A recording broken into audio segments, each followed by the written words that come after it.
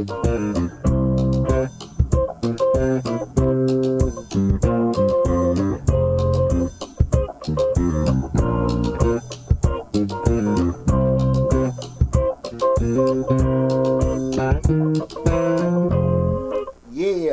Happy Thursday, everybody, and welcome to the Dollar Hour. I am Deontay Burton, aka Mr. Short Dollar himself. Tonight we got an awesome show. We're talking about, I'm about to forget, income tax law changes for 2023. Again, these are income tax law changes for 2023. We're right at the beginning of the tax season, which the IRS has stated that on Monday, January 23rd, they will start officially receiving tax returns. Okay, so that's the official start date. We can all get new challenges. Yeah.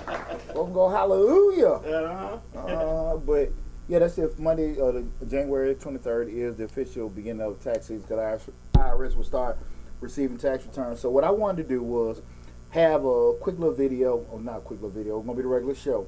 And we're going to be discussing some of the tax law changes for 2023, okay? But before we get started, I want to say what's up to my awesome producer, DJ Lamb. What's going on, brother?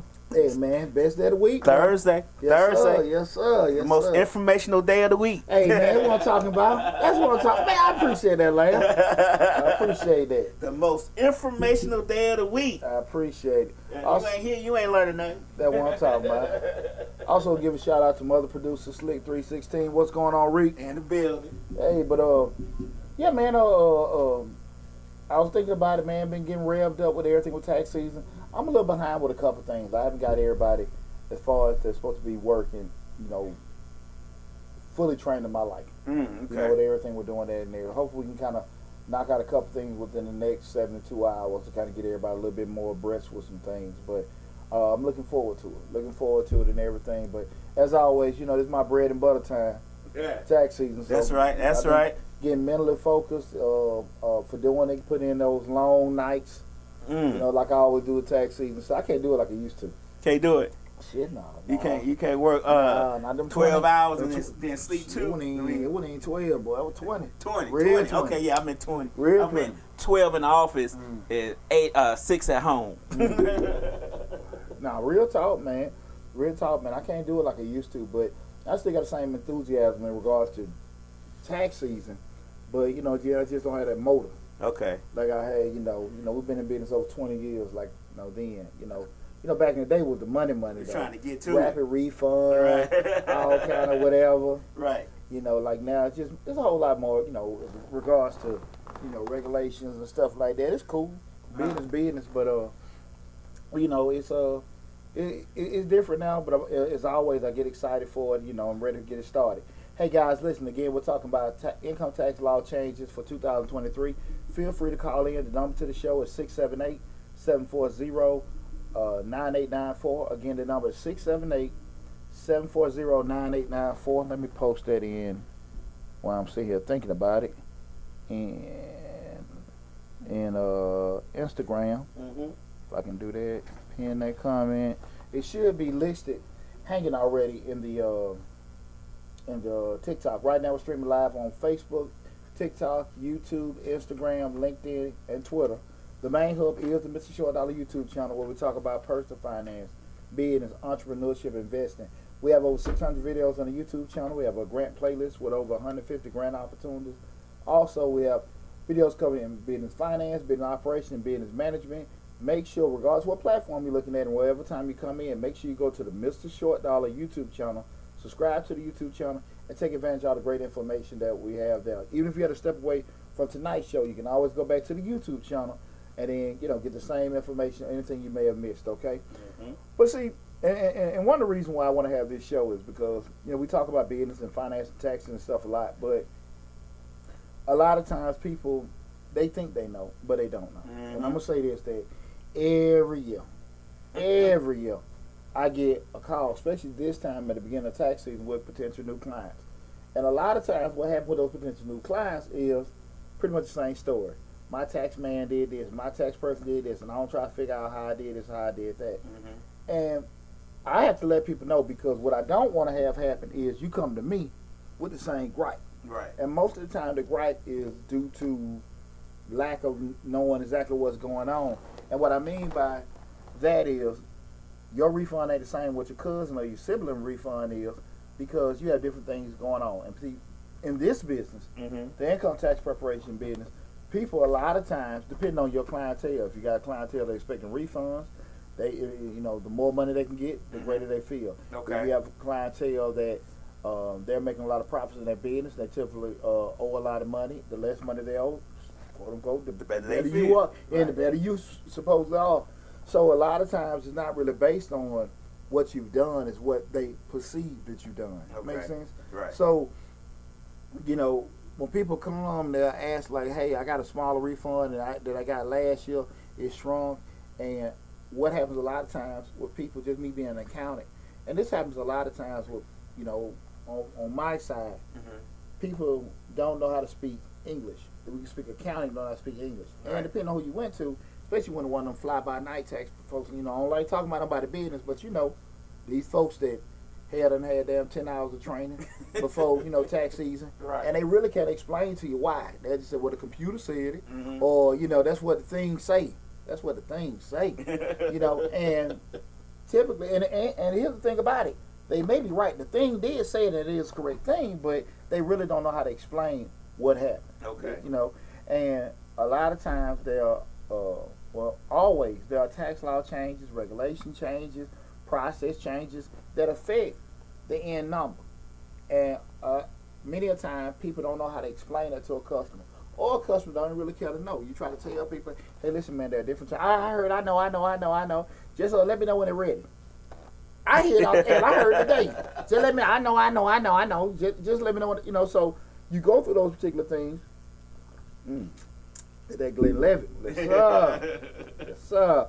But, and your clients be from both ends of the spectrum. They want to know everything, and they can care less. Just let them know, and it's on you, how you disseminate the information. But at the end of the day, the end result. Right. And when people have those expectations of they want a certain number, and they feel like you wrong, but they can't tell you why you're wrong. You're wrong because you want to hear it. I can't. I'm gonna be honest with you, man. Again, we're talking about income tax law changes for 2023. I've had many a customer. Well, I went to this one person. They gave me this. They told me that. And I always ask the $1 million question. Are they right and am I wrong, or are they just telling you something you want to hear? Right. Make you feel bad. And I'm straight up. I mean, this is what I do. I ain't, just got a laptop doing it in my kitchen table. Even though that's how we started. Right. 20 years ago. But that's not how you continuing. Exactly. But see, the thing of it is, I asked them, well, whoever says something different or says something wrong, have them give me a call. We'll talk on a three-way and let them tell me where I'm wrong at. Just let me know. Because I stand behind my work. Right. I stand behind my work. But, well, they said you wrong. They said you did. Have them get on the phone. We only talk third party. And we can all talk. And what it is, a lot of times people been did something fraudulent or missed out on something, whatever, but because you see something that's in your eyes a better number, you're cool. But then I also get them same kind of calls, after tax season. Right. Man, this man done messed my stuff up. I should have listened to you. I should have did this. I should have came back. It's part of the business. Right. I done heard it all. People leave, come back, leave again, come back, all kind of stuff. But I'm very, very adamant about, I want my clients to know what's going on, what's different. Now, if they care to know it or not, that's a whole different story. Right. Yeah. But that's why I want to have even like a show here today, because it's not even about if you come to us to get your taxes done. The key thing is we just having this conversation so you can kind of have an idea of what's different, right? Do you think the general public or your customers or, our community even realizes how much the tax laws changed year over year? No, they don't realize. I don't think they care outside of what maybe directly affect them. Okay. If they're going to make sure they're going to have more money. Like people concerned if they're going to get a stimulus check. People concerned if, they're going to get, a bigger credit here. So they heard about this. That's what they're concerned about. Nobody, and they usually go by word of mouth. But do any kind of investigative stuff, reading. Right. Right. Hell no. Like small business owners, we have a lot of entrepreneurs that came out during the pandemic, and some of them are continuing their business practices. Like, do you think even they know the tax laws in which they have to deal with? Absolutely not. Absolutely not. And the funny part about that is, a lot of times you got people, probably maybe some professional, they try to let them know what's going on. But again, people, it's not a concern of theirs. Mm-hmm. Sometimes people get concerned if they feel like something having a negative impact, i.e., a tax bill. Mm-hmm. Outside that, people don't care to. They don't care to get informed about what's going on and stuff. That's the world we in. No, okay. 20-some years in the game. Every now and then, and here's the key. A lot of times, the more you're informed, the way it can help you maneuver going forward in certain decision making. But again, people don't want to do that. I believe that you should learn a little bit about tax law because, people, I know they think it and they may hear it here and there on commercials, but people don't really realize how one day you could be walking in your job and you get a paycheck, get a letter being like, nah, IRS and took 43% of your paycheck and go to the bank and your accounts is empty. People don't realize how much power, and that's it affects them. They may hear about it in passing, but they really don't realize how much power the IRS has and how much they can levy so much of your daily life, your income, wherever you have income at, whatever you have your name in, they can levy all that stuff. That's why I believe that it's a big reason to learn a little bit about it. Well, we talk about intentional ignorance, a lot. And what I mean by that, I think the less people know about tax, the more comfortable they are, with not being held accountable for certain things. What I mean by that is, the gist of it is the reason why taxes are charged is to pay for a lot of free services that we have. Public servants, highways, roads, electricity, even though depending on where you at, your schools and all that stuff, on different levels, from the federal, the state, the county, city, everything, police, ambulance, hospital, all that's paid with your tax dollars. Be it income taxes, sales tax, property taxes, some way that's paid for it. People don't want to be informed by it because, again, now that makes you certain levels accountable. I.e., when we see people that probably doing the best, the best communities, best school system, those are people that's informed because they understand that direct actions impact that. Right. How much money I'm making, how my house and my community look, how that's affecting my property value, my kids' school and stuff like that, what kind of business. They understand that. But again, they're taking accountability for those particular things. But a lot of times when people don't want to do that, that's what happens, 40 says they're about to shut down the IRS.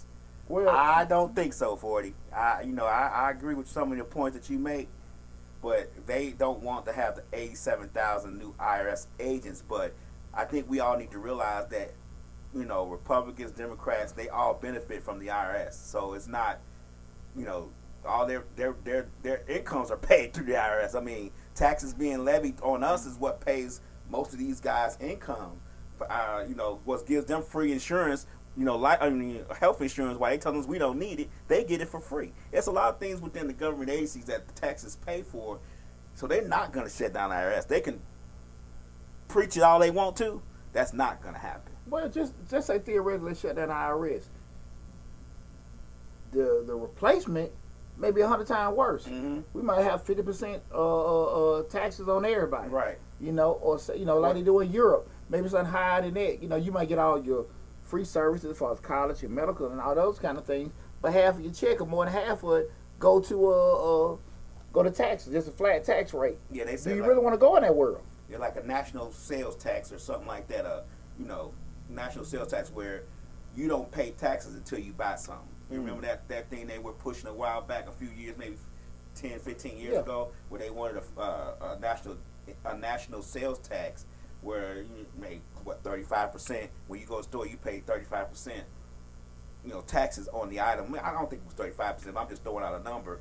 And if you don't go to the store, you don't pay taxes. That's what they were saying. Like, if you don't buy nothing, you don't pay taxes. But as soon as you buy something, you pay taxes. And then the whole thing was, but that's not, the rich are not gonna pay, and then the rich are not gonna pay their fair share. And then they was like, well, the rich are gonna buy higher priced things than you, so their taxes is gonna be higher, so their bill's gonna be higher. Yeah, and when we do changes, theoretically, they may or may not work, but people gotta be ready for the changes. I always understand when one thing goes, another thing gotta replace it. When we cut fat from here, we gotta put it somewhere, maybe pick it up somewhere else. And that's just something to think about. Just because it's gone, that doesn't mean there isn't going to be. You still got to pay for services. It's going to be different. What's the comment? He said the IRS is not a government agent organization. They are a business that operates under the government. I don't know where that come from. I believe that the IRS is a government agency because they actually have to go through a funding through the Congress and Senate in order to get those things, and those things are only done. It's only done because of government agencies. I'm just speaking from, I don't want to say, where I work, but we have to go through a process of getting funding for certain things, and that's through Congress. And I'm going to tell you who's not a government agency, who doesn't have to go through Congress to raise stamps, is the Postal Service. They don't have, when they raise a stamp, they don't have to go to Congress and say, "Hey, Congress, hey, Senate, I need to raise this stamp to $2." They just do it. That is not necessarily a government agency, but any government agency has to go through Congress and the Senate in order to get funding to do anything. Yeah, but they're government agencies. They still they're right connected with the U.S. Treasury with doing it. I think sometimes, before we go too deep into that, I just think that when we say, okay, let's get rid of this and get rid of that, what will we do? And I don't think people put a lot of thought into, okay, if you get rid of IRS, we don't do that. Like you say, okay, we're going to do flat tax, we're going to charge a certain percentage on sales. However, what are we going to do? Right. Okay, because sometimes we don't look at it again. If this is gone, because this pays for this. If this is gone, how we going to function with this? Or where we going to pull the money from? How we going to do that? And I just think sometimes people just have a problem with order. And again, that doesn't mean everybody want to be chaotic, but sometimes when we look like, hey man, this is just too much out of my check or whatever, sometimes we don't necessarily look at, okay, hey, how I'm benefited from this. You may not need it now, but sometimes you do, sometimes you don't. But when you use it, it's worth it. But I try to get into them conversations like, okay, they need to get rid of it, but this is what we're gonna replace. And many of the time you don't necessarily get the replacement. Just like, okay, we will just do this, and we can't just live without. How are you gonna pay for services? How are you gonna pay for those particular things? How are you gonna pay for these federal? Again, then we stop. Like no one has a solution for that. Right. And when they do, and it may be viable. It's just gonna be different. It comes from that point. How comfortable are people gonna be with the change, right? So with that said, guys, again, this is the Dollar Hour. I am Deontay Burton, aka Mr. Short Dollar himself. Tonight's show we're talking about income tax law changes for 2023.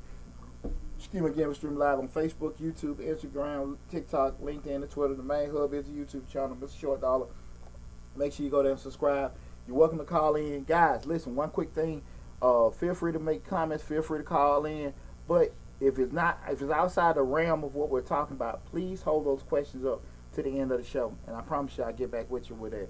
What's that? Maria Padar, and I apologize for mispronouncing your name. I've heard of that too. I think we're talking about as far as with the income tax and stuff. I think everybody throw out ideas. I'm just saying at the end of the day, once we know exactly what it's for, what will be the remedy? What will be the way to sit here replace it with, right? Right. With that said, there are a couple things just before we go into depth with everything. There are a couple of main changes, that I want to go over with everybody. First is the rebate recovery credit, and that's credit. That credit did expire. It cannot be claimed in your 2022 tax return. The rebate recovery credit, pretty much your stimulus payments, right? Okay. If you did not, those were to be received over particular years. If you did not receive your stimulus payments, you just need to reach out to the IRS and let them know. But that did expire as of December 31st, 2022. Okay. So just let everybody know that none were issued out in 2022. It was just in 20 and 21 that they were issued out. And they will be applicable to your 20 and 21 tax returns. So again, that rebate recovery credit that has stopped. I know a lot of people, that's a hot topic with everybody. Are they gonna get out any more stimulus checks? Are they gonna have any more free money? They haven't in a year. I'm not saying they wouldn't do it again. That's right now. I don't see it going. What I'm doing anytime soon. So, and a lot of changes did come. Keep in mind, guys. We had the was that December 2020, the American Rescue Plan Act, or was that was that December or March, the American Rescue Plan Act. That was the last one. You know, we had the whole stimulus package. I forgot the name of it, but the last one was the American Rescue Plan Act. That was before the one with the inflation adjustment. That's when you had a lot. But with that, then we had a lot of changes. The last stimulus payment, and I think also with the some of the other adjustments in regards to the tax credits that we enjoyed last year, right? Yeah. And we'll get to those but again, that rebate recovery credit, we're going to depth with everything afterwards. After I go over the introduction with it. Also, earned income credit, everything's back to the 2020 guidelines. So the raise that they gave you in 2020 and the 21 and 22 has gone. It's gone. Okay. Everything as December 31st, 2022 has expired. So we're back at the guidelines for 2020. Okay. Child tax credit, same thing. The enhanced provision that you had, they have went back to the 2020 limits. Okay. So again, you're not gonna get as much money. Okay. You're not gonna have those same changes as far as with the age and stuff. We're going to that, but we're back at the 2020 limitations. Child dependent care, dependent care credit. We're also back. Those enhancements have expired and returned back to the 2020 guidelines. Mm-hmm. If you ever notice, we're going back to the trend. We're going back to everything that happened pre-pandemic. Okay. So again, so if you, not only did you get a booster shot, but your pocketbook did too. So those guidelines and limitations from 2020 are pretty much reset. Yeah, everything. Well, all of them expired. That was Okay. December 31st. So everything, resetting, going back to it. Maria Padera, you have CARES. Now, this is not going back to the CARES. The American Rescue Plan was the last one. What was the CARES Act? What was that? I'm trying to think back. Be a little more specific what you're asking. But the American Rescue Plan was the last one. We did the biggest. What was that? Was that March 2021?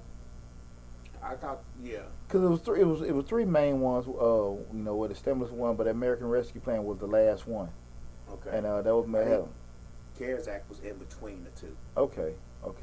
And I apologize, but no, this not with that. The ERC. I'm gonna be honest with you. Even with we can talk about even with the ERC, the PPP and the ERC. All that they've been stopped issuing those out. So we know that already stopped over a year ago in regards to the PPP and the employee retention credit. All those things are stopped. Even with employee retention credit, you had so much fraud going on. Mm-hmm. In essence, people applying for something that didn't happen, but it was meant for people that actually had paid wage employees. Right. But people would just find some way to finesse it. And again, guys, what I want to give one common note while we're talking about today's show: stay away from this fraud. I mean, what right now, 2023, everything's digital, everything's electronic, everything's based with artificial intelligence. You think you smart, you think you know, it ain't worth it. Right. That damn $2,000 or $3,000 refund ain't worth it. Mm-hmm. It ain't worth it. If you're on the other side preparing, it ain't worth it. Mm-hmm. It ain't worth it. I'm just telling you. You think nobody's seeing you. You think you're being discreet. You think nobody don't know. A lot of times people just building cases and building portfolios on it. It ain't worth it. I mean, that's how I'm 20-some years in the game. Right. I done got some phenomenal offers and stuff like that. It ain't worth it. That's why I'm still here and I ain't did nothing but put money in my pocket. Mm-hmm. Except when I got a divorce. Lord. The next thing is the COVID retirement plan distribution. You had the COVID retirement plan distribution. We'll go into that. That this is the last year that you'll be able to claim those three disbursements for that, and then that'll be reported on your 2022 return. But we'll go into depth with that, explain exactly what that was. If you're not familiar with it, more than likely you didn't take it, so it wouldn't be applicable to you anyway. Also, some other premium tax credit along with some energy efficient credits. Everything's going back. They did expand the premium tax credit, some of those to 2025. Mm-hmm. Those got extended. Some of the energy efficient costs. They're going into effect in 2023, and we had a couple of them that were extended, some that stopped as well. One big thing I do want to let everybody know, and we did a video on it, but I'm not going to go over it today. If you were working in the gig economy with the 1099K, mm-hmm. They let everybody know that 2022 you don't have to report any money that you might have made. The actual third party companies, the Ubers, Lyft, DoorDash, yeah. they're not going to be reporting the 1099Ks if you made over $600. this is gonna be a transitional year because they hadn't finished working out all the kinks in regards to how everything will be done. So again, now I will say this. They don't have to report it, but if they still can submit the money. But I will say this, guys. If you out there making money doing that, and that money was hitting your bank account, I understand that banks also have a fiduciary responsibility with certain transactions and maybe sometimes with dollar amounts over $10,000. I'm sure you heard it, but also with the volume of transactions, some things are big. I forgot the exact term, but it's not peculiar. But in essence, they can report certain things as far as a rash of deposits going to your bank and everything that may be in an odd frequency. Long story short, don't think because you didn't get anything to report the income that it's not reported. Okay. Just keep that in mind. So if you actually made the money, listen, guys, go on and just especially if you hit a damn bank. Okay, you out there shining shoes, cutting grass and everything, trash, cash transaction. I'm not knocking any particular job. I'm just thinking of things off the top of my head that could be strictly cash transaction. But anytime you use any kind of thing that was electronic or there's a digital footprint, it behooves you to report it. Okay. Because you don't necessarily know when the recourse come back and people may ask you about it. You know what I mean? Right. So you got to be kind of careful with that in regards to that. So again, it wasn't required for those third-party agencies, i.e., Uber, Lyft, DoorDash, Grubhub, to make those deposits. They're going to do it next year. And that just came out, I think, what was that, November, December, we did the IRS announced that. But they'll do it next year. They're just working the kinks out. But that doesn't mean income won't be reported. So just kind of stay on the straight and narrow with that if you can, okay? Right. All right, guys. Again, tonight, I'm Deontay Berry, a.k.a. Mr. Short Out himself. Tonight's show, we're talking about income tax law changes for 2023. Feel free to call in 678-740-9894. Please keep it on the subject matter. First thing we're going to go on and just say with the earned income tax credit, the extended provisions, some that were extended through the American Rescue Plan Act, they did expire as of December 31st. Taxpayers, one big thing can't use, one of the things with earned income credit, you can use the previous year income to see if you qualify. So if you made $18,000 in 2020, and then you turn around and made $50,000 in 2021, you could actually use 2020. That was one of the key things. They let you use the previous year to qualify for earned income credit. That's gone. That's gone. Okay. That's gone. Okay. That was one of the key things. Well, want to let everybody know they did increase the investment income. Again, you cannot switch years. You can't claim 21 income on your 22 return. Okay. Just so we clear on that. Okay. They did change, keep in effect, and extend the time frame that you can be able to claim earned income credit for investment income. That's $10,300. Okay.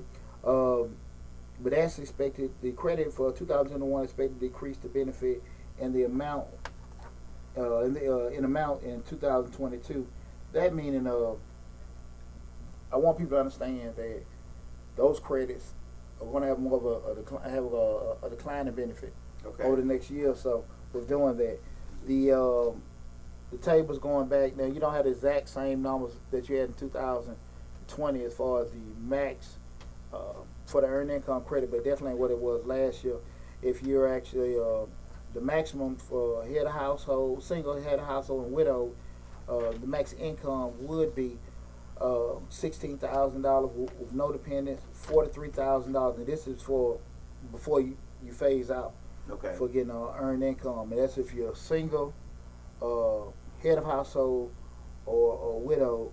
The max this was zero dependents, zero children, $16,000 in income, $22,000 if you're married, filing joint, and the max credit you can get is $560.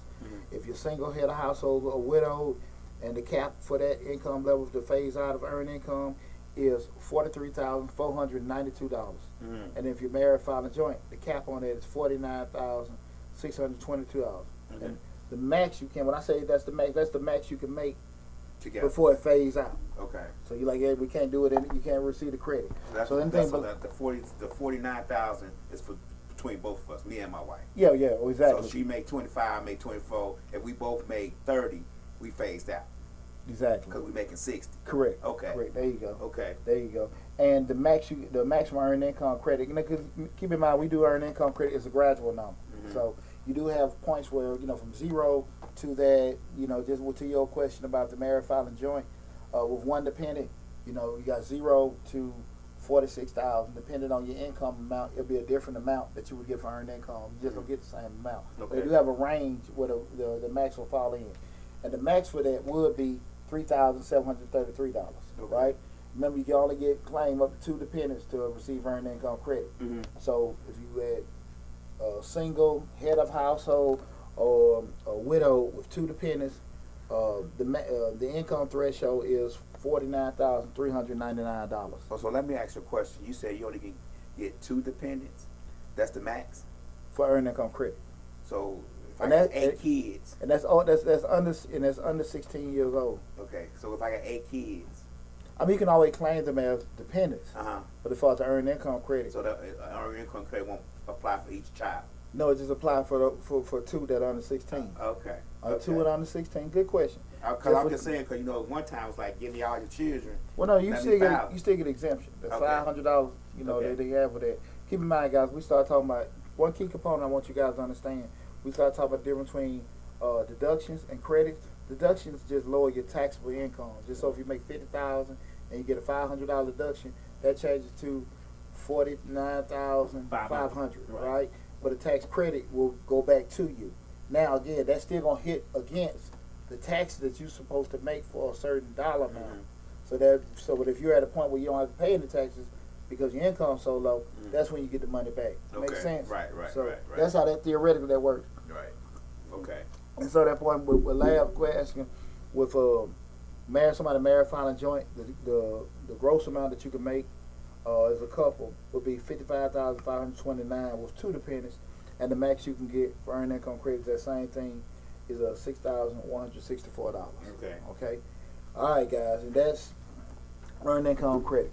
The next one is child tax credit. Okay, and they got real jiggy with the child tax credit because everything's going back to the 2022 as of December 2020 numbers as of December 31st of last year, and the child tax credit is reverting to its original limitation of $2,000 for independent under 16 years of age. Mhm. Okay, that answers your point.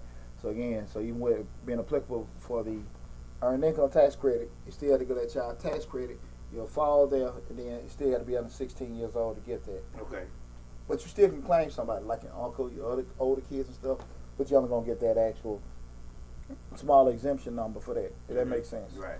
So, with that said, in the past couple years, they were up to, it was 3,000, it was children under 6, you were getting 3,600. And from, I think, 7, and it may be 5, correct me if I'm wrong, but it's 5 or 6. But we know where the hell we at. But that was 3,600 that they were giving to you in the past couple of years. And then anything from 6 to 16 or 17, they were giving you 3,600. Okay. So now, regardless of either one of those, we're back to $2,000. Okay. So that's just something to think about $2,000 across the board. across the board. Okay. So you ain't getting 3,000, you ain't getting 3,600. You're Okay. getting $2,000. Okay. All right. So I want everybody to make sure that we totally understand with that. Mhm. Okay. So that's one of the key things because everybody was getting fat. Right. That 3,600, 3,000. Yeah. And keep in mind the phase out for that is if you're making over $200,000, you're not gonna be able to claim child tax credit. Mhm. That's if you're single, head of household, and if you're a married filing joint, the phase out is at $400,000. Okay. With doing that, And I think you make $400,000, you ain't worry about no damn $2,000. No, right. You got more important issues. Right. Right. So that's the impact that was made on the child tax credit. Guys, feel free to give a call. Got any questions or anything like that? You heard something kind of like, oh, what was that? I didn't hear it.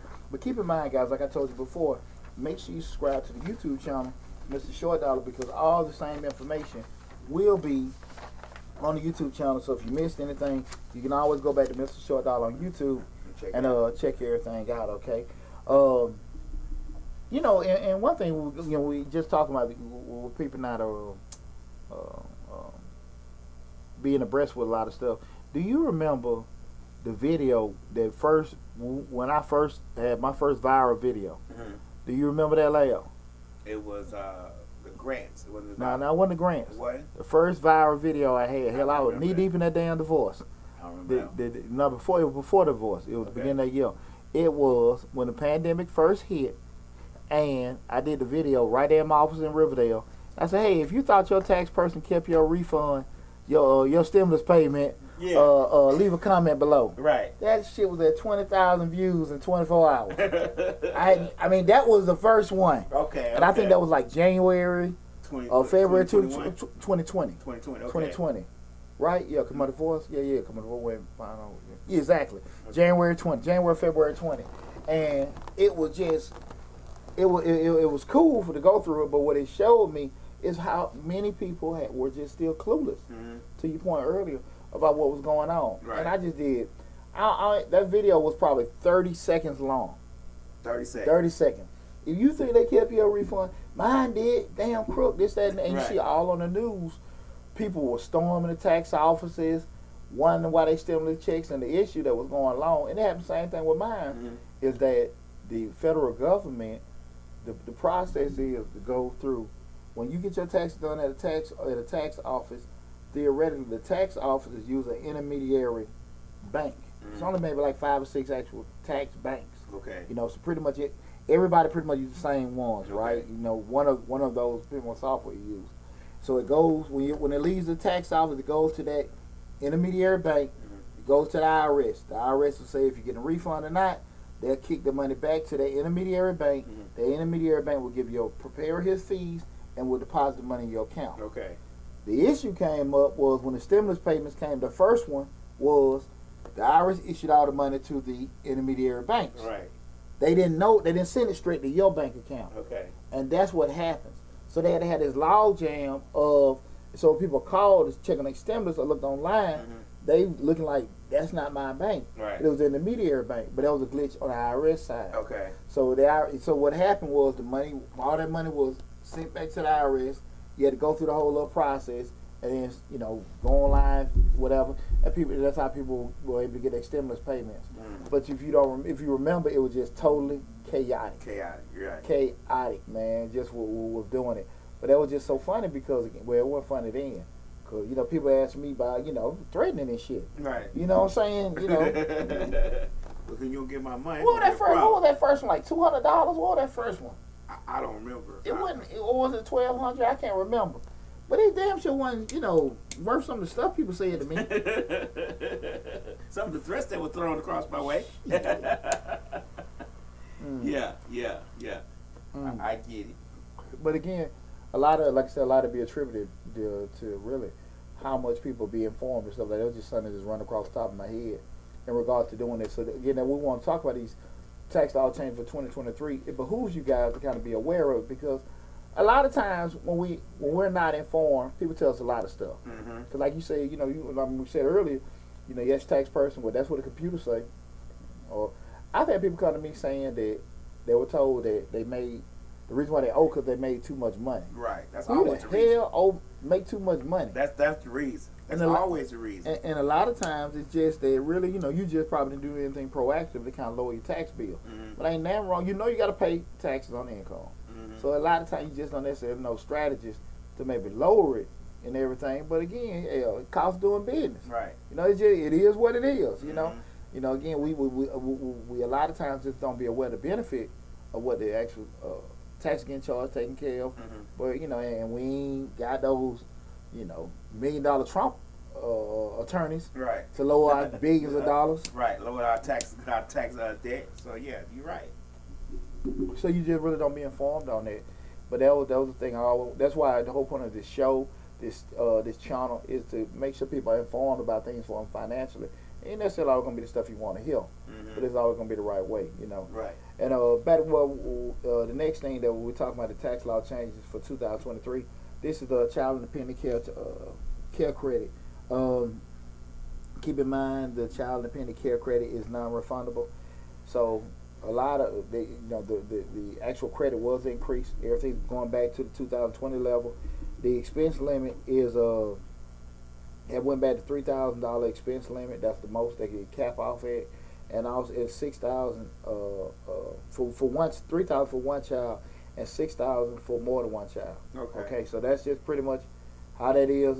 For being applicable, it's non-refundable. That means when it say non-refundable, that doesn't mean you have leisure to get it back. Mm-hmm. This is going to be applied to the actual taxable income, Mm-hmm. but you're not always going to be able to get that back. But Okay. again, just keep that in mind. But that has changed in regards to that. That's a big one. A lot of times people really don't take advantage of that. And I always tell people, make sure that whoever watch your kids, you're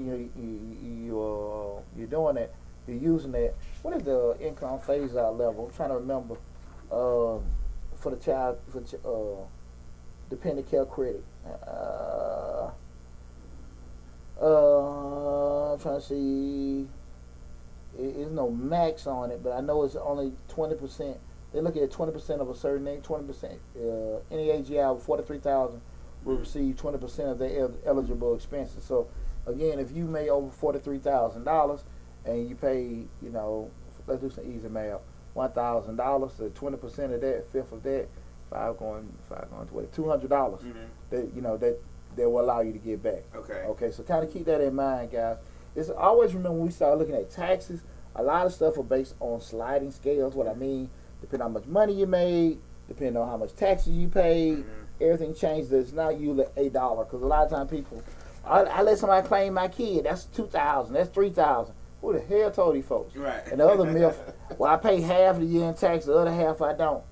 No, you pay taxes for the total dollar amount Right. that you have for the year.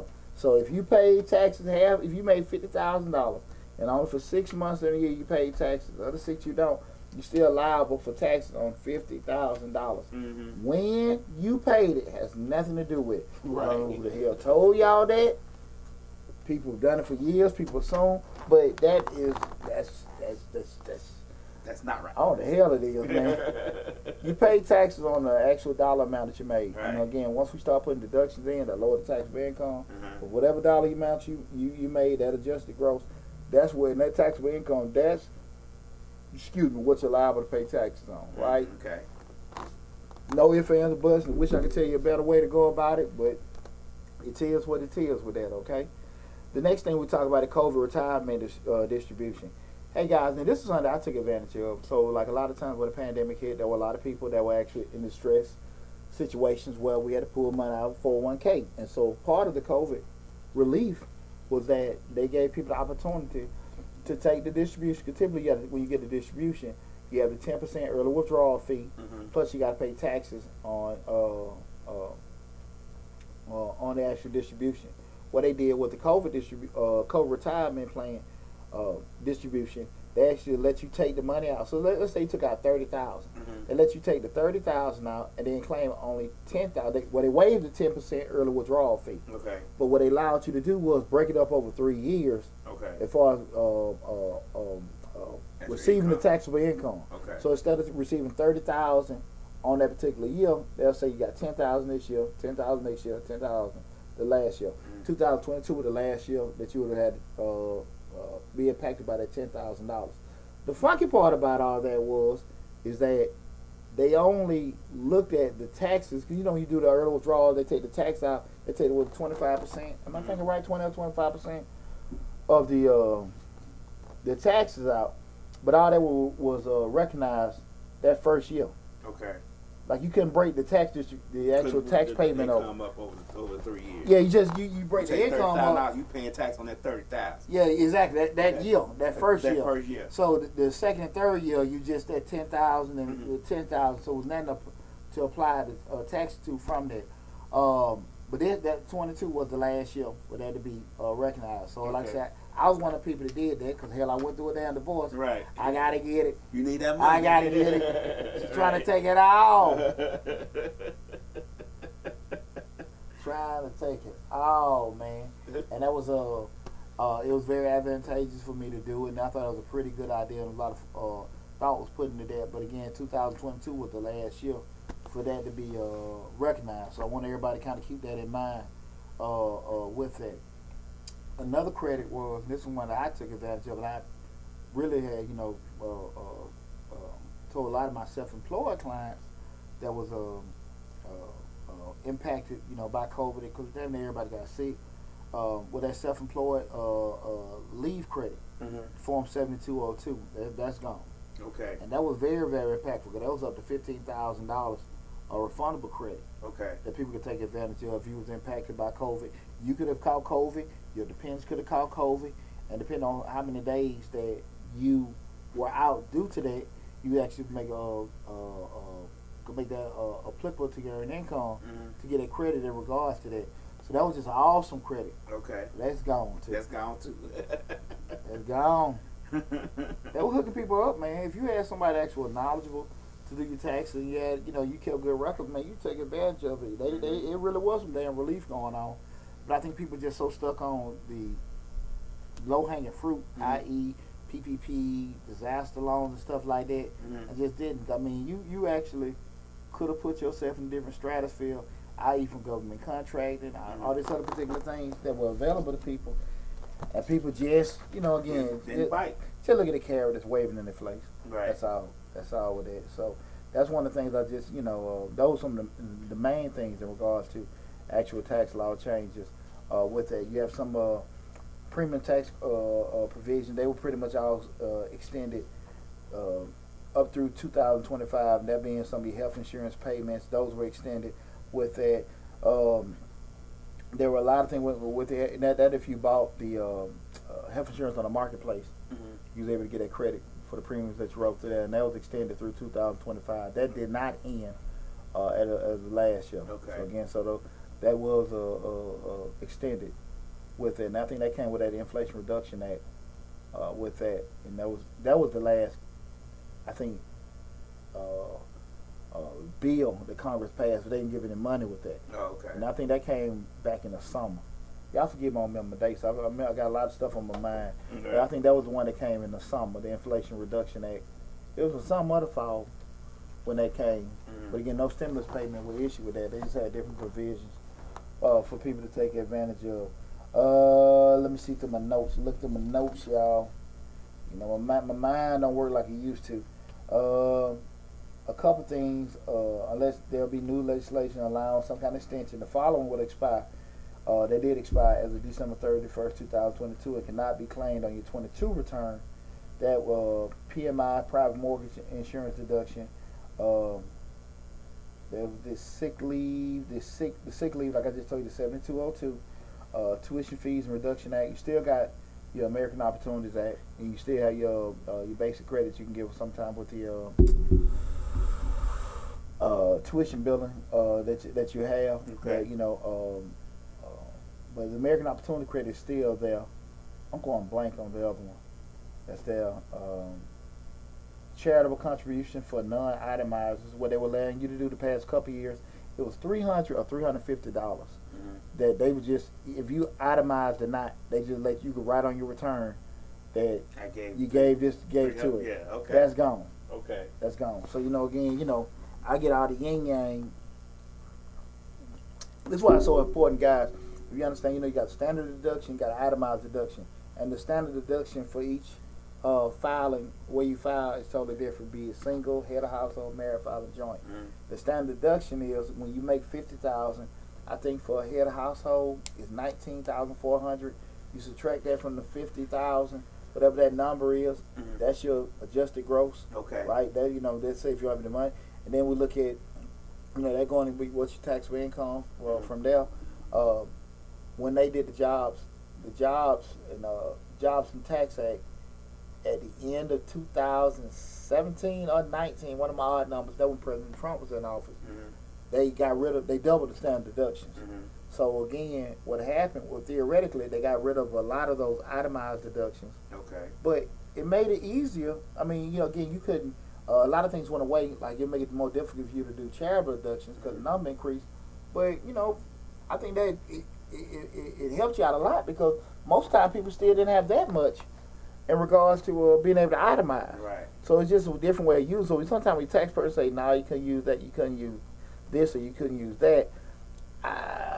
More likely it was probably something to benefit you. Okay. It's just because when you get told you can't use it, people look at it from different lenses, right? Yeah. But a lot of times when people tell you stuff, they don't tell you why. Okay. But that what is this?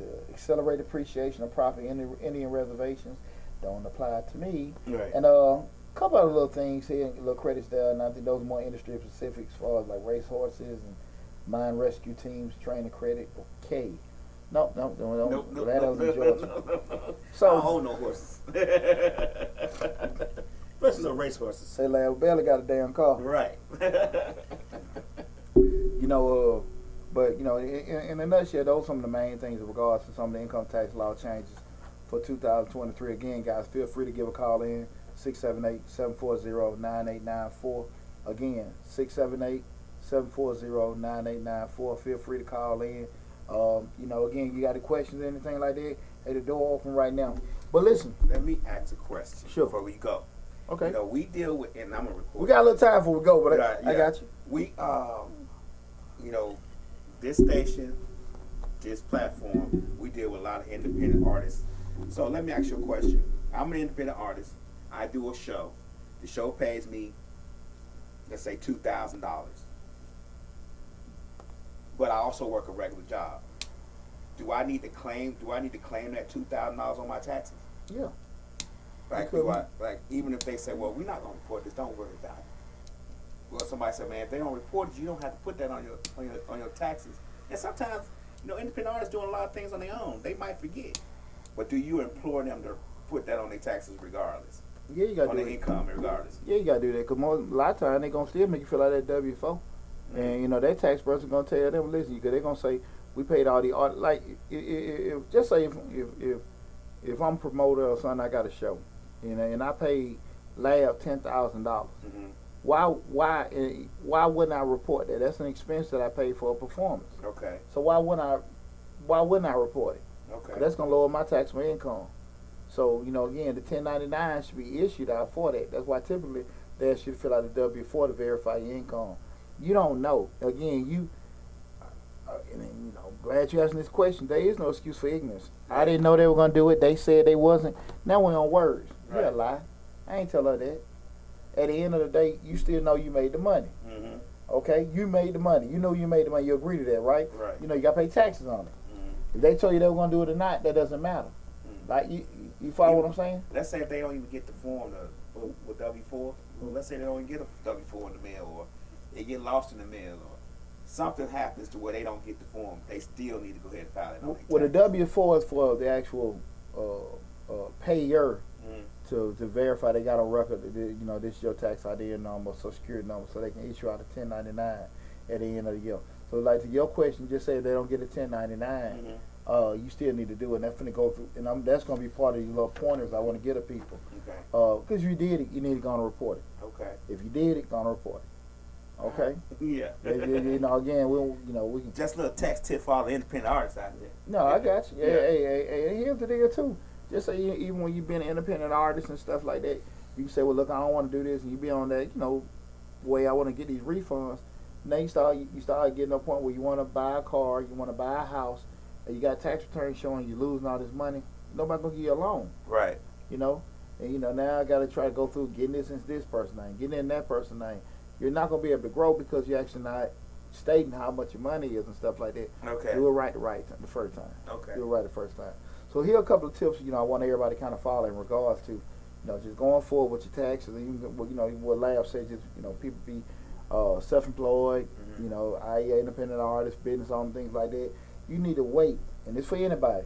Wait to get all your damn documents. Okay. All your W-2s, all your 1099s, your 1098 from your mortgage company. Wait. Mhm. Here's the deal, because far too often people break their neck. I need to get a refund. And you know you worked that particular job, Mhm. you know, for a couple months, you know, beginning of the year, but I need to get my refund. Mhm. What happens is two things, and it happened more the second way now than it had in previous years. You sit down and you go get your taxes done, and you understate your income. You'll tell the tax person you made $25,000 because that's what your W-2 show, Mhm. or your 1099 show. You qualify for earned income. You get this big old refund. Everybody happy to go live their life. Right. 5 or 6 months later, you get a letter from the IRS saying, "Listen, you did work at Keller's Pizza or whatever. You know, that was $8,000 you made. You knew it. Right. You just hoping it didn't go away because you didn't get it in time. They sent the stuff to you late. They get a penalty for that, for sending it to you late. But on the flip side of it is too, shit, you knew you did make the money. Right. And now what done happened? Because now the income done changed. You don't qualify for earned income. You owe the IRS $4,000 to $5,000. Right. Right. And it happens all the time. And the second thing with that is that was one when you get a letter. What's happening more now because the IRS has mandated that employers get the. It used to be one thing you were supposed to get it to the actual workers by the 31st of January. Now they're making now you have to get it to the IRS by the 31st of January. So that's why they didn't issue out refunds till after the 15th of February, so they can settle it up, right? That wasn't the case before the year before last, right? All these years. So what happens now is, just say if you understate your income, you don't send everything in, your refund might be a little late in your letter in the mail. Hey, you didn't report all your income. We got this from such and such saying, you know, you made this particular money. And now you're sitting there tripping because now you actually owe money to the IRS because your actual income was understated. Oh, okay. Wait for all your forms to get there. Wait for everything to get there. You know, even if you sitting there like, you know, you haven't received nothing from these people, give them a call. You can call the IRS to kind of get some kind of guidance on what you need to do. But I will tell you this, if you understate your income, it's going to be very uncomfortable for you to get it fixed. Because this is one thing I want people to understand. I don't know how many of you guys have actually had in a recent interaction with the IRS. And we hear the news clip where Larry mentioned about all these new thousands of IRS agents that are hired, but they're totally still understaffed. So when they're being understaffed, if you call the IRS and you can't get anybody on the phone, they'll say call back at another time and the phone drops. So that when you need to talk to them and you can't talk, it drops. Imagine the situation you can be in. They done took all your refund, now they saying you owe money. You could be got a garnishment on your check, but you can't get anybody on the phone because you still got to work and you only available to call in restricted time periods, right? Where you can actually make a phone call, and during those particular times when you want to make that phone call, you can't because, again, it's not even available to them. To avoid getting these damn situations, do shit the right way. Do stuff the right way. So I'm just saying, like, make sure you got all your documents, okay? And make some kind of, if you can, I say from December and January, start trying to make some kind of mental assessments of everything you did, okay? That being all the jobs you worked, all the gigs you did, all the money you put out, just say if you got i.e. businesses, i.e. rental properties, whatever. Start doing those mental assessments for everything you did. Do that. That's what you got December and January for. But be very, very careful. You start filing them tax returns and you ain't got everything in place, okay? Everybody be very, very careful in regards to that because far too often people, you know, but you ain't got time to wait. I got to get my money in February. Half the year. I got to get my money in February. You know, they late sending your stuff. So you figure it's on them. Yeah, it's on them, but they ain't got nothing to do with you. You know you did it. They gonna have their damn penalty, and you gonna have yours. You know, so it all coincides. The problem with you gonna end up receiving money that you weren't supposed to receive, and that's the issue with that. Right. So make sure you got all your documentation. Keep in mind again, guys, I said this earlier. Everything is electronic. Everything is electronic. There is a digital footprint. Don't think you are smarter than the computer. Don't think you're smarter than I'm just saying, like, everything you're doing, guys, you know, you guys here, you know, it's not as the same as, you know, federal mail fraud and all this other kind of shit. But I'm just saying that you're doing things that got a digital footprint. And remember what I keep telling y'all, guys. I didn't know it's not going to be an excuse. You know what I'm saying? No one cares about that. Still got to get fixed. I get it. They may say, okay, I believe you. We still got to pay that bill. You still got to get it fixed. And that don't change. That don't change anything. So keep that in mind, guys. Make sure, you know, do it the right way. Another thing is, you know, if you prepare your tax or your preparer, y'all got to be honest. If you got to be honest with yourself, you need to be honest with your preparer in regards to that. If you are looking at your return, you say, look, I don't want to pay these folks. I'm going to try to do it myself. Be realistic. Be realistic of the difficulty of your return. If you require a professional and your eyes, you know, you kind of know at my level, I think I know what I'm doing because the computer asks me questions. It's not the same thing. You can actually pay somebody to do it 1 year, this year, and kind of look at what they did. Maybe ask them if they mind telling you what's going on, and try the next year. But if you got a certain degree of difficulty, depending on what you have, you think you're doing it right. Thinking ain't required.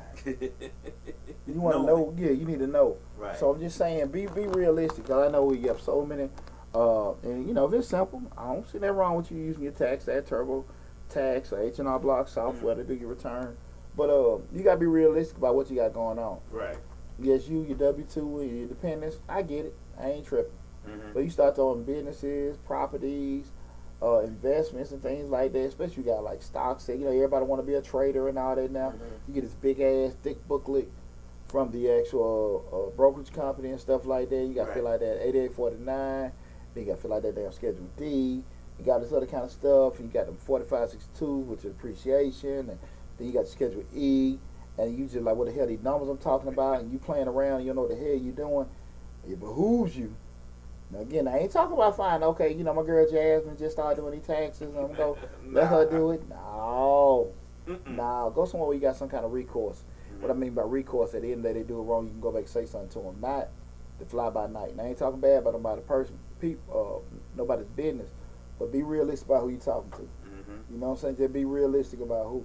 I ain't heard me do no advertising, no campaign the whole damn show. But I'm just telling you out of experience. Be careful who do your stuff. Be very, very careful on that, okay? And lastly, guys, going to that point, don't sacrifice quality for price. You know, one of the first things people ask me, the first damn thing, how much you charge? Right. How much you charge? Right. Don't ask me about no malware, spyware. None of y'all that. guys have any past, things with fraud or anything like that. And your No. employees take Yeah. numbers and get credit cards. Man. They don't ask none of that. You gonna give me all your personal stuff. You know the funky part about it. People they'll be to me fake protective of it. Oh, I don't want nobody to know my social. I don't want nobody to know my social. But you want to go to this cheap ass person. Right. That do you know they can't pay for no antivirus software. They can't afford no because you ain't charging. They ain't charging that. Right. So they ain't got no damn cybersecurity and nothing like that set up to protect your social, your bank information, your kids stuff. Right. Look, I'm just saying, this is a one-time transaction that can protect you. You need to be very, very careful who you give your stuff to. I'm just saying, okay? Hacking is real. That's true. Hacking is real. And I've never been a victim of identity theft, but I've seen it far too often. There is some BS to get straightened out. There's some damn BS to get straightened out. And try to move forward from it. So you need to be very, very careful of that. Again, don't sacrifice quality for price, guys. Please don't do that. With that said, those are some of the basic, tax law changes for 2023. Hope you guys enjoyed the information. We had a great show. I felt like with it. Now, with that said, I'm going to give a few minutes, open up the floor. If you got any questions, comments, you can put it in the chat, or you can give us a call at 678-740-9894. Again, the number is 678-740-9894. Anybody got a question, Leo? Nah, not yet. How the tax courts doing? You ain't mentioned that yet. Appreciate it. Again, guys, we got the Mr. Short Dollar Tax Course. The link is in the YouTube channel in the description section with that. I don't even know. I haven't even looked. To be honest with you, I hadn't even looked at it. So I've been so engulfed with trying to get stuff together. I haven't looked, man. With doing it, I'm gonna start doing hard promos next week, and I said it the week before last. But in the totem, it's there. Okay. But in the totem pole of things and stuff like that, we're doing it. It just ain't priority one. Okay. We're doing it. So I haven't even looked, Lab. I want to, the revenue kept on suspense file, so I couldn't tell you. Okay. And I don't understand stuff like that. But again, what Lab is asking about the Mr. Short Dollar Tax Course, I created a course when I put over my over 20 years experience it's set for people that actually want to start a tax business or currently in a tax business, because typically, like what we talked about before, you got so many people that actually get a tax ID or get a EFA number or the PTIN numbers to do taxes. You post on Facebook, you post on Instagram, and you can get in the damn business. You're trying to figure out what the hell going on. And what I'm trying, what I did with the course was explain to you, okay, how to market your business, how to advertise your business. I gave you the whole game in regards to if you want to run a brick and mortar type of office setting or a virtual setting. Okay. How to do it from the intake when they're coming in, how to do the processing, and when they're leaving out, how to maintain a relationship, how to build a referral culture where people feel indebted to bring new customers to you, right? I also gave you my marketing and advertising calendar to let you know what you need to be doing all year long at different sections of the year in order to actually acquire new customers, also maintain a relationship with the current customer you have. All of that is in that course. So check that out, the Mr. Short Dollar tax preparation course. Again, I put everything I had. Everything I had, and I also even offer additional coaching. You know, once you get the course, if you need it, just talk over it. But it's super simple to do. I got all my forms, maps, grids, letters, all of this stuff is included. Well, you got all this stuff. It's not just me talking. I'm giving you the words, the game, the experience, the knowledge, and all the forms and diagrams you have to be successful. Okay, again, that's the Mr. Short Dollar course. You can go to Mr. Short Dollar on YouTube and look at the description section to find it. Okay. I got a question here. What's this? Lance. I apologize if I'm mispronouncing. I think it's Lance Interiors. What do you think about the program, TaxLayer program? I mean, as far as software, I think TaxLayer pretty good software. We use TaxLayer on. I have two companies, Majestic Business Services and Majestic Accounting and Tax Services. Majestic Accounting and Tax Services is 100% virtual, right? That's why it's 100% virtual service. That way everybody works for me, remote prepare, and we use TaxLayer for that. TaxLayer is a great software. Is my main software I use is Drake. Drake, you need to be a little bit more experienced using Drake because it's straight. There is no Q&A, so you need to know your forms. We're actually using Drake, but you have a whole bigger database and accessibility. TaxLayer is more set. If you're new to the business, we're doing it, and they have a great Q&A. But the biggest thing with TaxLayer has a remote service. Okay. So that has allowed me to do that. So I mean, it's a good software. Most of your main softwares are pretty decent in regards to that. It all depends on what you. I'm gonna be honest with you.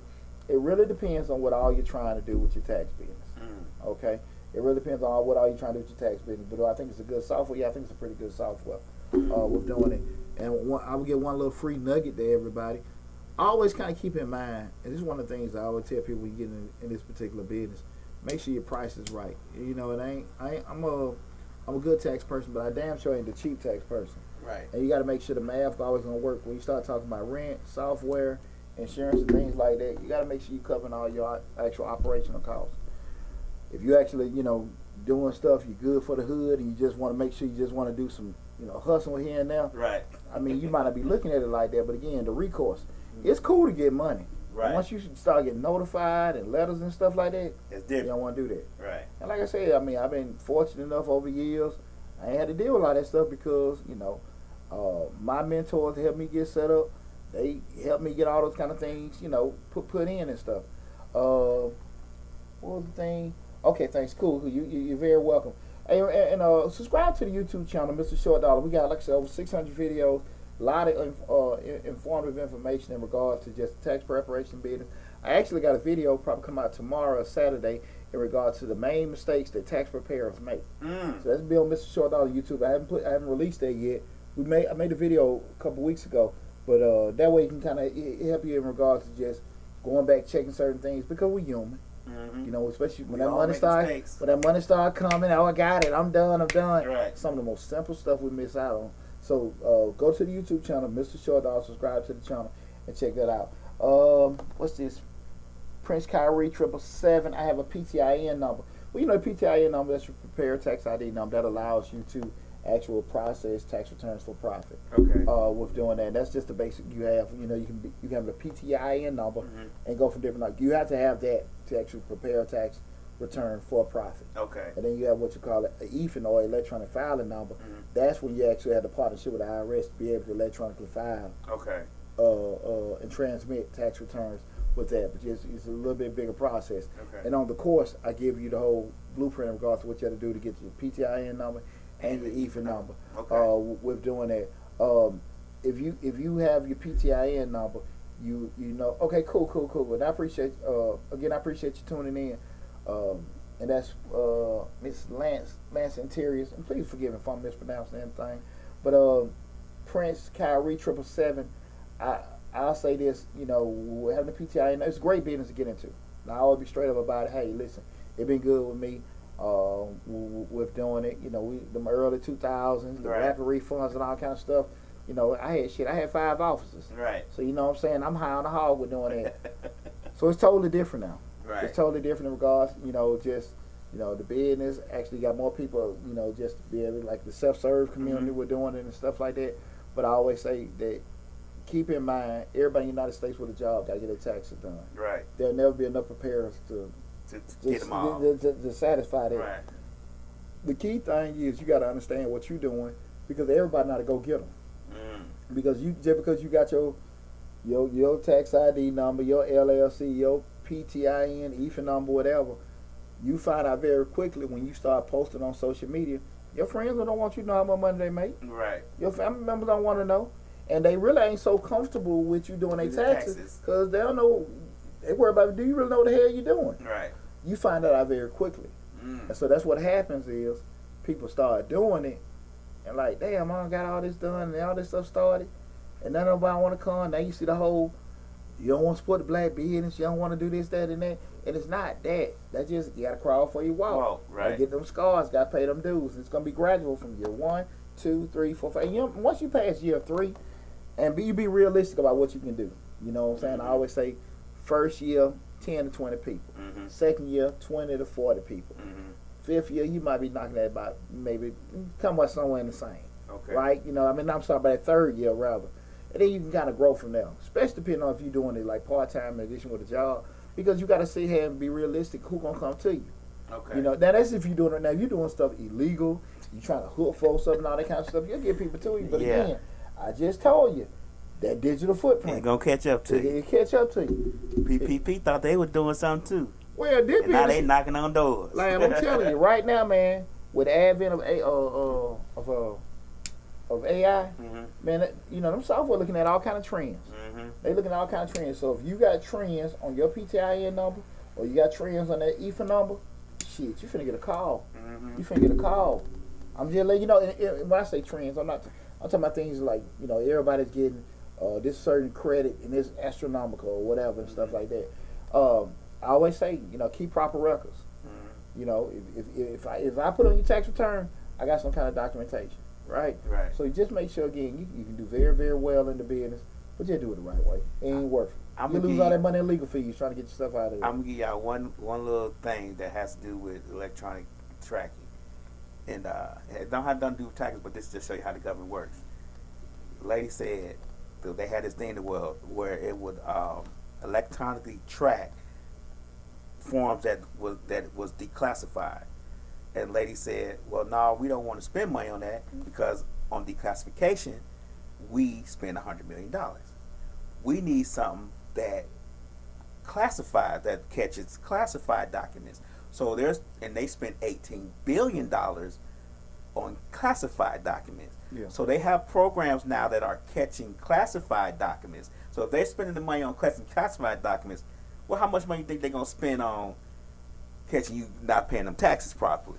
It's already done. You get what I'm saying? It's already done. Right. It's just a lot of times just because things, you know, what I always say, just because you get things accessible to you, that don't mean it's good for you. Right. Right. And just because you're able to do it, that don't mean okay. Just you know, You it's should like do hey, it. Right. still gonna go down to right and wrong. Right. Did you know you weren't supposed to do it? And you say I don't know where you weren't supposed to do it. You still got to pay the damn fine. Right. You know, just at the end of the day, it ain't worth it. And hell, you know, I might give you a little damn credit if you overcharge and you say, okay, now the most time you ain't gonna have no damn money to pay for your legal fees. Right. So it ain't worth it. You can make a lot of money in the business if you do it the right way. But I think you need to be realistic on the first couple of years in regards to learning the business and acquiring customers. If you can go through those first 3 years and have realistic goals, and I like I said, 10 to 15 that first year, I think it's fair. I think it's fair.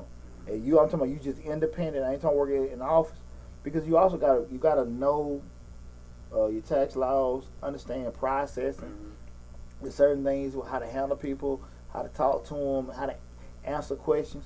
Because what you don't want to do is nobody's gonna know everything, right? That's why you go in a doctor's office. They got medical books. You go in an attorney's office. They got law books. But nobody know every damn thing, right?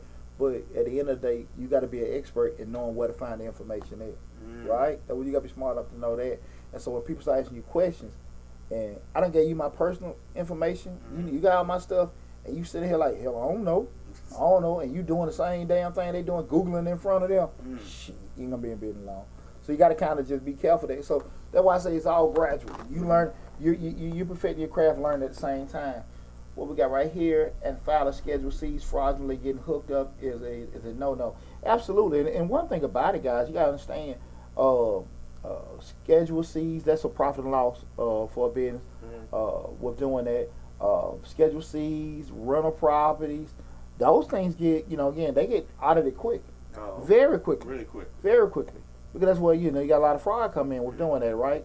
So you just be careful, because a lot of times people can actually be able to put themselves in a position if they hadn't been working to say, okay, I got a dependent and I haven't been working, I've been stripping, I've been plumbing, I've been, a painter, and qualify for earned income very quickly with doing that. Guys, keep in mind, glad I'm even thinking about this. On next week, I'm going to release all my videos on how introducing what the form is, how to fill it out, and how things transition. The form for the Schedule A, Schedule B, Schedule C, Schedule D, and Schedule E. All those videos will be released next week. And so where I introduce the forms, kind of give you exactly what this form is for, what information goes there, what information you need to have to fill it out, the purpose for it, and actually when you fill it out, how does that information transition back to your 1040, right? Okay. So all those videos are going to be released next week, all right? And we got, again, that Schedule A, B, C, D. We already have the video there. I did that last year on how to fill out a 1099. I'll probably do a video on earned income tax credit, kind of give people an idea exactly with that. As well, just kind of give you an idea, just be more for informational purposes. So be on the lookout for that, but all that will be released next week. So again, it behooves you, go to Mr. Short Dollar on YouTube, subscribe to the channel. It's too much information for you to take advantage of. Right. Okay? And also, guys, if you got a little taste for a little flavor, you can go to my other YouTube channel, Change the Life, hosted by yours truly, Deontay Burden. That's more like we've transitioned that to more like a black fatherly advice channel. And just we talk about life issues and this and that. We had a video we talked about earlier where I told people not to be going broke, going through a divorce, fighting about stuff that you can attain back later. And that video, man, in 30 minutes, that video had 2,000 views. And the comments, don't do that. Everybody going crazy. But what it tells me is that there are a lot of people that have went through that situation of divorce, and I actually, like I said, what I learned to not do going through my divorce was fight about something that I could get back later. Right. That was a very learning moment. Just looking at a lot of my friends that went through divorce, like shit, I can get another house. Right. I can get another car. I can get another poocher. Right. Like look, man, hey, stroke out of here. I get exactly, man, exactly. So even if you turn around and get it, you put yourself in a position, you don't spend so much money in legal fees, you can't even afford to keep it. You're like, yeah, I kept my house, but hell, all your damn accounts zeroed out, all your cards maxed out, and the only person that's happy is the lawyer. Attorney. Yeah. So you can go to Change the Lives, hosted by yours truly, Deontay Burden. You can Google Deontay Burden, B-U-R-D-E-N, or Change the Lives and Deontay Burden. Google that or go to YouTube, you'll see the little blue man icon.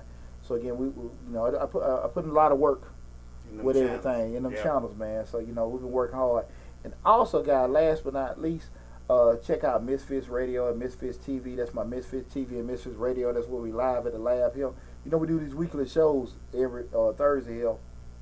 But, I'm always doing other stuff independently at the crib, but maybe at my business office. But the awesome part about Misfits Radio and Misfits TV, there are different channels on there, different shows rather, every day of the week. That's right. Well, we got like 7 shows lab. Yes. You got comedy, you got your gospel, you got your music, you got you high on Sundays. And them brothers do be high. Right.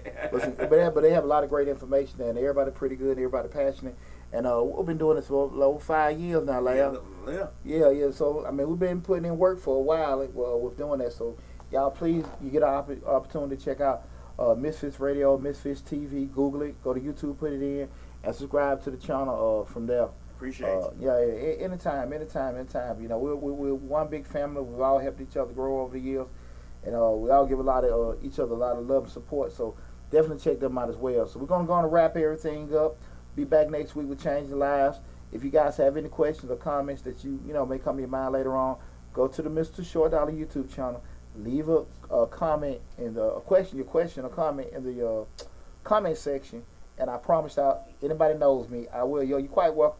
Anybody knows me, I will get back with you. So just if you come in later or whatever, again, even if, depending on where you coming in on tonight's show, go to Mr. Short Dollar on YouTube and check out the whole show and take advantage of all the other great information we have currently on the channel. Listen, that's the end of the show. Everybody, no questions, No question. no calling in. No. Oh Lord. They gonna call in on Change Live. That's more they feed. Yeah, more okay, Yeah. okay, it's cool. We're gonna rock it next week. But listen, guys, love y'all. Y'all take care. Be safe out there, and I'll talk with you soon. Okay.